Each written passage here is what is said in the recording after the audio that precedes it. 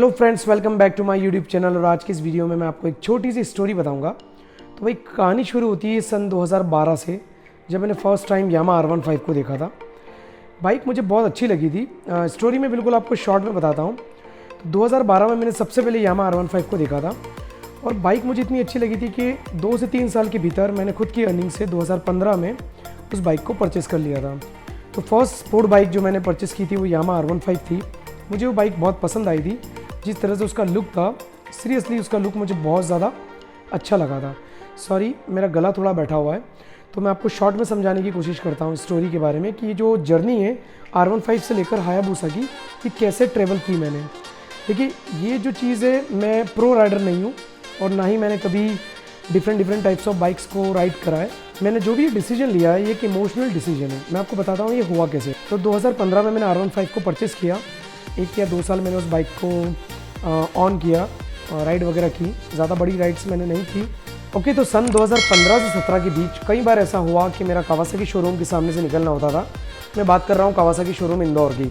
तो कई बार मेरा जब शोरूम के सामने से निकलना होता था तो मैंने बहुत सी बार निंजा 300 को पार्किंग में लगा हुआ देखा। कई बार क्या होता था कि उनके पास गाड़ियाँ ज़्यादा होती थी तो बाहर ही पार्क कर देते थे। तो मेरी नज़र निंजा 300 पे गई। मुझे बाइक बड़ी अच्छी लगी। मैं शोरूम पर गया, मैंने सेल्समैन से बात करी कि यार ये जो बाइक है, बाइक मुझे बहुत अच्छी लग रही है।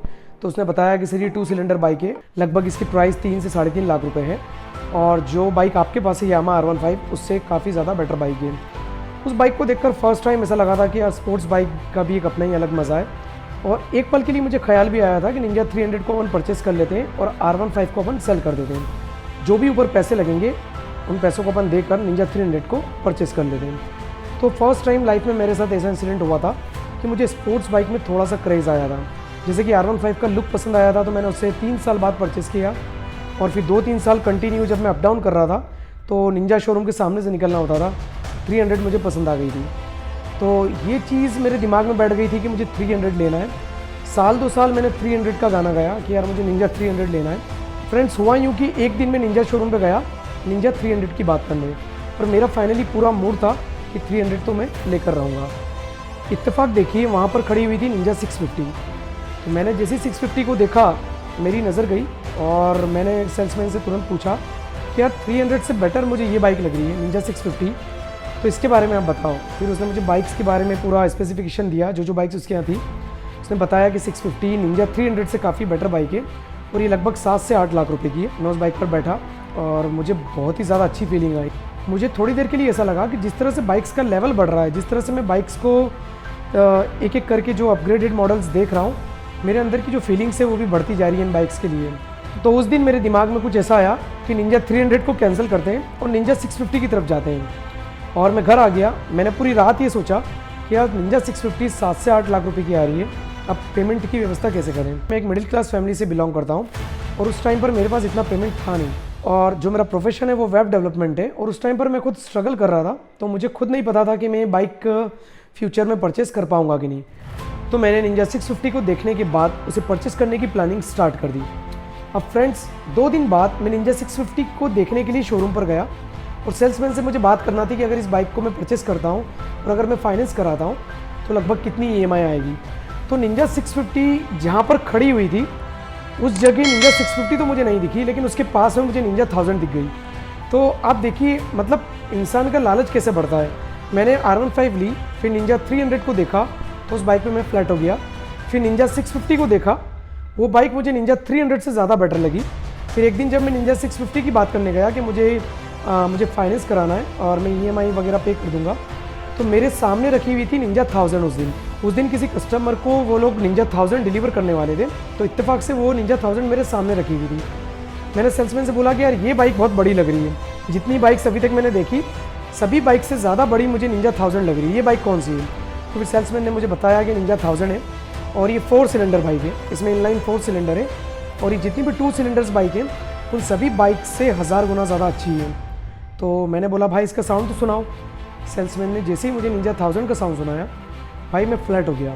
मुझे ऐसा लगा, थोड़ी देर के लिए ऐसा फील हुआ कि जैसे किसी ने प्लेन को स्टार्ट किया हो। और उस टाइम पर मुझे पता चला था कि इनलाइन 4 सिलेंडर का साउंड कैसा होता है।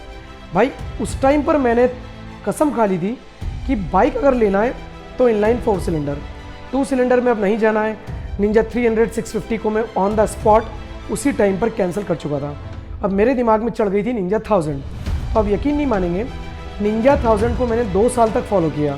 2017 से 2019 तक कंटिन्यूसली मैं निंजा शोरूम पर गया। मैं वहाँ सेल्समैन का दिमाग खाने जाता था कि भाई बाइक कैसी है, आप फीचर्स बताओ। 2 साल में तकरीबन मैं 20 से 22 बार निंजा शोरूम पर गया। लगभग एवरी मंथ मैं निंजा शोरूम पर चले जाता था। कई बार तो ऐसा भी हुआ कि शोरूम पर जाने के बाद मुझे सेल्समैन ये भी बोल देते थे कि सर आप इतने टाइम से आ रहे हो पर आप बाइक परचेस नहीं कर रहे हो। अब मैं मन में सोचता था कि यार पेमेंट बहुत ज़्यादा है, क्योंकि निंजा 1000 की जो प्राइस है लगभग 13 से 14 लाख रुपए थी। बाइक तो मुझे जम गई थी। अब निंजा 1000 में एक सबसे बड़ी प्रॉब्लम ये आ रही थी, एक तो था पेमेंट जो कि काफ़ी बड़ा अमाउंट था, 13 से 14 लाख रुपए। और अगर कैसे तैसे अगर मैं 13 से 14 लाख रुपए की व्यवस्था कर भी लेता तो दूसरी सबसे बड़ी प्रॉब्लम जो निंजा 1000 में आ रही थी वो थी सीट हाइट।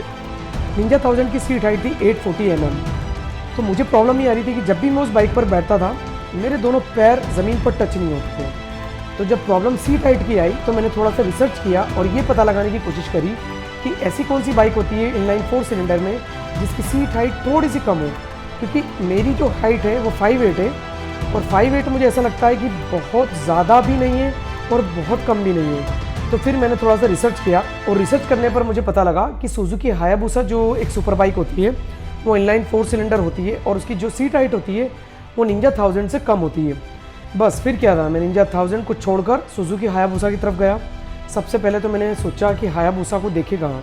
तो मुझे पता था अगर मैं पूरा इंदौर भी अगर घूम लूँ तो ज़रूरी नहीं कि वो बाइक मुझे नज़र आ जाए। तो इसीलिए मैंने प्लानिंग करी दिल्ली जाने की। और दिल्ली में जो बाइक्स का जो ओल्ड मार्केट होता है करोल बाग, वहाँ पर मैं एक शॉप पर गया करोल बाग में और हायाबुसा पर मैंने बैठकर देखा।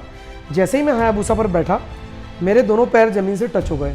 तो एक क्लैरिफिकेशन तो ये मिल गया कि जिस बंदे की हाइट 5'8" होती है उस बंदे को सुजुकी हायाबुसा में सीट हाइट का इशू नहीं होता है। सेकंड चीज़ थी, सुजुकी हायाबुसा का लगभग प्राइस था उस टाइम पर 15 से 16 लाख रुपए, क्योंकि उस टाइम पर 2021 सुजुकी हायाबुसा लॉन्च नहीं हुई थी और जनरेशन सेकंड चल रही थी। भाई वो कहावत तो आपने सुनी होगी, जितना गुड़ डालते हैं उतनी मिठास बढ़ती है। तो भाई बाइक्स में भी यहाँ पर कुछ ऐसे ही मेरे साथ हो रहा था। मैं जैसे जैसे बाइक्स के लेवल बढ़ा रहा था बाइक्स की प्राइस भी बढ़ रही थी और बाइक के जो फीचर्स हैं, बाइक की जो रोड प्रेजेंस है, एक रोड वैल्यू होती है और जो बाइक का एक जो रेपुटेशन होता है, ये सभी चीज़ें बाइक्स के प्राइस के साथ बढ़ रही थी। तो भाई 2018 या 19 की बात करें तो पेमेंट का इशू भी अब इतना बड़ा नहीं था, क्योंकि बाइक जैसे कि सुजुकी हायाबुसा पसंद आ गई थी और जो उसका पेमेंट था 15 से 16 लाख रुपए। उस टाइम पर मेरा बिजनेस कुछ इस तरह से चल रहा था कि 15 से 16 लाख रुपए की मैं व्यवस्था कर सकता था। तो फाइनली बाइक भी मुझे पसंद आ गई थी, पेमेंट के लिए मैं रेडी था। तो यहाँ पर जितने भी फैक्टर्स थे सारे फैक्टर्स मेरे चॉइस की फेवर में जा रहे थे। अब भाई हुआ यूँ कि 4 से 6 महीने का टाइम मुझे फिर भी लगा ये सोचने में कि मैं सुपर बाइक लूँ या नहीं लूँ। तो इस बीच मार्केट में खबर आती है कि जनरेशन 2 हायाबुसा कंपनी ने डिसकंटिन्यू कर दिए और ये मॉडल अब मार्केट में अवेलेबल नहीं है। भाई उस टाइम पर ऐसा फील हुआ कि एक बाइक पसंद आई और वो भी मार्केट में अब कंपनी ने डिसकंटिन्यू कर दी। तो उस टाइम पर ऐसा लगा कि अब कुछ भी हो जाए, जब भी कंपनी उसको वापस से रिकंटिन्यू करेगी मुझे लेना है अब सुजुकी हायाबुसा। और मार्केट में उस टाइम पर कुछ ऐसी भी खबरें चल रही थी कि जो जनरेशन 2 है कंपनी ने डिसकंटिन्यू कर दी है और अब जनरेशन 3 कंपनी लॉन्च करेगी और जिसमें 1 से 2 साल का समय लग सकता है। तो भाई ये 2019 में मुझे खबर आई थी कि Suzuki Hayabusa generation 2 Suzuki company ने डिसकंटिन्यू कर दी है। तो मैंने 1 साल तक वेट किया और वेट फाइनली करने के बाद एक ऐसा दिन आया जब मुझे पता लगा सुजुकी हायाबुसा सुजुकी कंपनी ने फिर से रीलॉन्च कर दिए और 2021 मॉडल लॉन्च किया है और उसे जनरेशन 3 नाम दिया गया है। पर जब खबर आई कि बाइक लॉन्च हो गई है और सुजुकी कंपनी ने ऑफिशियल फ़ोटोज़ भी रिलीज़ कर दिए, मैंने उन फोटोज़ को देखा। बाइक मुझे जनरेशन 2 से ज़्यादा पसंद आई और जिस तरह से भाई उस बाइक के अंदर भर भर के इलेक्ट्रॉनिक्स दिए गए, भाई मज़े आ गए। मतलब मैंने थ्योरेटिकल पार्ट पढ़ा था, मतलब सुपर बाइक्स में जो भी कुछ होता है और जो भी कुछ होना चाहिए सुजुकी हायाबुसा जनरेशन 3 में सब कुछ कंपनी ने डाल दिया था। ये चीज़ मैंने सिर्फ थ्योरेटिकल पढ़ी थी, क्योंकि बाइक देखने को तो अवेलेबल ही नहीं थी। बाइक पर इतनी खतरनाक बुकिंग थी कि यदि मैं बुकिंग करता भी तो बाइक आने में मुझे 6 से 8 महीने का टाइम लगता। 1 लाख रुपए की बुकिंग अमाउंट था सुजुकी हायाबुसा जनरेशन 3 का। बुकिंग अमाउंट देने के बाद भी 6 से 8 महीने का वेट करता मैं। रातों में मुझे भाई नींद नहीं आती कि बाइक कब आएगी। तो मैंने कुछ अल्टर निकालने की सोची कि कुछ ऐसा करता हूँ कि यार विदाउट बुकिंग ये बाइक मुझे मिल जाए। पर ऑनेस्टली स्पीकिंग मैंने सब कुछ किया, विदाउट बुकिंग मुझे बाइक नहीं मिली। 1-2 जगह से अवेलेबल हो रही थी, मैं नाम डिस्क्लोज नहीं करूँगा डीलरशिप का, पर वो लोग इलीगल तरीके से मुझे बाइक दे रहे थे। भाई उस टाइम पर कंपनी ने एक पॉलिसी बना रखी थी डीलर्स के लिए कि बाइक की बुकिंग लेकर ही बाइक को आपको अवेलेबल कराना है। विदाउट बुकिंग किसी भी कस्टमर को आपको बाइक डिलीवर नहीं करना है। यदि बाइक किसी और बंदे के नाम पर डीलरशिप के पास आती है तो डीलर को चाहिए कि वो बाइक उसी बंदे को दे या फिर कंपनी से अप्रूवल ले ले कि यार हमारे पास दूसरे बंदे वेटिंग में हैं और हम बाइक किसी और को देना चाहते हैं। इस बीच साल भर 1.5 साल मैंने वेट किया और फाइनली फिर एक ऐसा दिन भी आया कि मुझे जयपुर से कॉल आया, जयपुर डीलर ऋषभ सुजुकी से कॉल आया और वहाँ के जो ऑनर है नमन जी, उनसे मैं कंटिन्यूसली कांटेक्ट में था कि यार नमन जी मुझे बाइक चाहिए पर मैं वेट नहीं कर सकता हूँ। आप जिस तरह से बता रहे हैं कि यार मुझे 1 लाख रुपए देने के बाद में लगभग 2 से 4 महीना बाइक के लिए वेट करना पड़ेगा, तो वो पॉसिबल नहीं है। तो नमन जी ने मुझे रिप्लाई दिया कि शोएब भाई, बाइक का जो प्रोडक्शन है वो थोड़ा सा फास्ट हुआ है और हो सकता है आप बाइक की बुकिंग डालो और 1 महीने के भीतर मैं आपको बाइक दे दूं, तो आप वेट मत करो, बाइक की बुकिंग जो है वो ओपन हो गई है, तो आप बुकिंग तो डाल ही दो। तो मैंने बुकिंग डाल दी और 1 लाख रुपए मैंने अपने अकाउंट से पे किए। बाइक की बुकिंग डालने के बाद में मुझे कुछ इस तरीके से ऑफिशियल मेल आया सुजुकी की तरफ से। आप सबसे पहले तो मेल को देखो कि मेल कैसा दिखता है। भाई बहुत सी हमारी ऑडियंस ऐसी होती है जो सुपर बाइक लवर्स होते हैं और वो ये देखना चाहते हैं कि जब भी सुजुकी हायाबुसा को अपन बुक करते हैं तो बुकिंग करने के बाद में सुजुकी हायाबुसा का जो ऑफिशियल मेल होता है वो किस तरह से आता है। तो सबसे पहले तो आप इस मेल को देखो। अब मेल के अंदर आप कलर देख सकते हैं, कलर जो है वो ब्लैक एंड गोल्ड है। वो इसलिए है क्योंकि मैंने ब्लैक एंड गोल्ड कलर को चूज़ किया था। तो जिस भी कलर के अंदर अपन बाइक को चूज़ करते हैं उस कलर का मेल कंपनी आपको कंफर्मेशन के साथ पहुंचाती है। तो फ्रेंड्स फाइनली बाइक बुक हो गई है और किसी भी वक्त नमन जी का कॉल आ सकता है। 13 लाख रुपए में उन्हें ऑलरेडी RTGS कर चुका हूं और किसी भी वक्त नमन जी मुझे फ़ोन लगाकर ये बोल सकते हैं कि आपकी बाइक जो है वो दिल्ली से जयपुर के लिए रवाना हो चुकी है। तो अब देखते हैं भाई बाइक की डिलीवरी हमें किस दिन मिलती है। भाई मैं तो बेसब्री से वेट कर रहा हूँ कि कब नमन जी कॉल करें और कॉल करके ये बोलें कि शोएब भाई आपकी बाइक जो है वो जयपुर शोरूम पर आ चुकी है और अनलोड हो चुकी है, तो आप आ जाइए और आपके हाथ से अनबॉक्स करिए। तो चलिए भाई अब डिलीवरी इवेंट के लिए वेट करते हैं। और फ्रेंड्स नेक्स्ट वीडियो में मैं आपको जल्द से जल्द मिलूंगा और नेक्स्ट वीडियो होने वाला है गेस व्हाट, सुजुकी हायाबुसा का डिलीवरी इवेंट। यस, तो भाई नेक्स्ट वीडियो पर बने रहना। अगर इस चैनल पर नए हो तो प्लीज़ चैनल को सब्सक्राइब कर लो, बेल आइकन नोटिफिकेशन नहीं दबाया तो प्लीज़ एक बार दबा लो ताकि आपको नोटिफिकेशन मिलते रहेंगे। और नेक्स्ट जो वीडियो आने वाला है वो सुजुकी हायाबुसा का डिलीवरी इवेंट होगा, दैट्स फाइनल। तो फ्रेंड्स जल्दी मिलते हैं नेक्स्ट ब्लॉग में। Till then bye bye, take care and thank you once again for watching this video.